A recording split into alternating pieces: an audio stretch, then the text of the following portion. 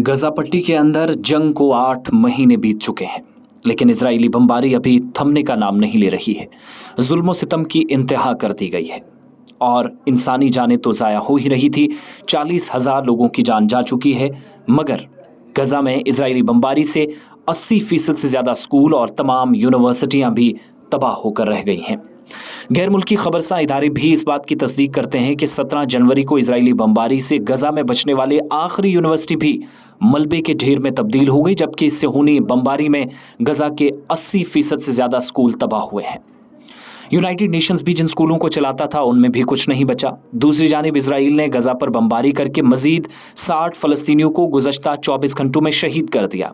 Jabalia पनाह गुज़ीन camp में भी मलबे से 20 बच्चों समेत 70 अफराद की लाशें बरामद हुई है, जहां 3 हफ्तों तक जंग जारी रही। इधर रफा में भी इजरायली फौज के पैदर पे हमले जारी हैं, कोई इलाका भी महफूज नहीं दिख रहा है। रिपोर्ट से भी बताती हैं कि इजरायली फौज ने रफा के गुंजान आबाद इलाकों में हमले इस कदर तेज कर दिए हैं, जहां पर पेशकदमी भी साथ साथ हो रही है और टैंक रिहायशी इमारतों पर गोलाबारी कर रहे हैं।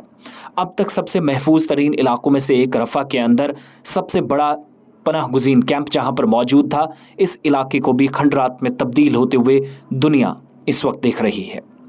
इजरायली फौज 3 हफ्तों तक जारी रहने वाले हमलों के बाद शुमाली गजा के जबालिया कैंप से अगरचे वापस चली गई है, ताहम इखलाकी शिकस्त के साथ साथ इस इलाके के अंदर जो सूरत हाल इजराइल के लिए बनी वो शायद इबरतनाक थी, क्योंकि इस इलाके में इजराइल डिफेंस फोर्सेस यानी IDF के 125 से ज़्यादा एहलकार हमास के लोगों की तरफ से मारे गए। इजरायली फौज के बयान के मुताबिक मशरकी जबालिया में मिशन मुकम्मल हुआ है। अब इजरायली फौज ने नए ऑपरेशंस के लिए तैयारी कर दी है।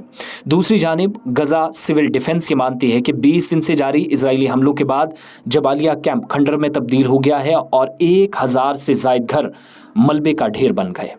इजरायली फौज की इनखला के बाद जबालिया से बेघर होने वाले फलस्तीनियों ने तबाहाल जबालिया में वापसी भी शुरू कर दी है, लेकिन देखें क्या, चारों तरफ तबाही और खंडरात ही खंडरात। यमन के हौसियों ने भी बहीर अहमर में जवाबी हमलों के साथ बदला लेना शुरू किया है और अमरीकी तैयारा बरदार बहरी जहाज USS आइजन हावर पर हमले का दावा किया गया है।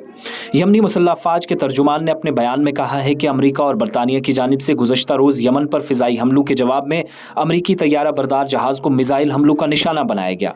यमनी मुसल्लह अफवाज के बयान के मुताबिक अमरीकी और बरतानवी हमलों में 16 अफराद हलाक और 41 ज़ख्मी हुए, लेकिन कुल मिलाकर सूरत हाल ये है कि 8 जून 2024 को 8 अक्टूबर से लेकर अब तक तकरीबन ये 8 महीने हो जाएंगे, बल्कि 7 अक्टूबर को जब हमला हुआ तो उसके बाद से कार्रवाइयाँ चल रही हैं। यूँ कहें कि गजा का कोई भी इलाका महफूज नहीं बचा है और शहरियों की नक्लो हरकत महदूद हो गई है।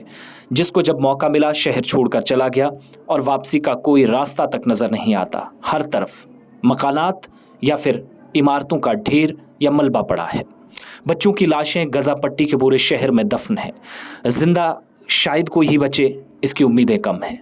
सूरत हाल यह है कि दुनिया नम आंखें तो दिखाती है, मगर जब आप गैर यकीनी सूरत हाल पर तवज्जो का मरकज़ बनाने की कोशिश करते हैं तो गजा सबसे बचता है। यहाँ तक कि अरब ममालिक भी खामोश है।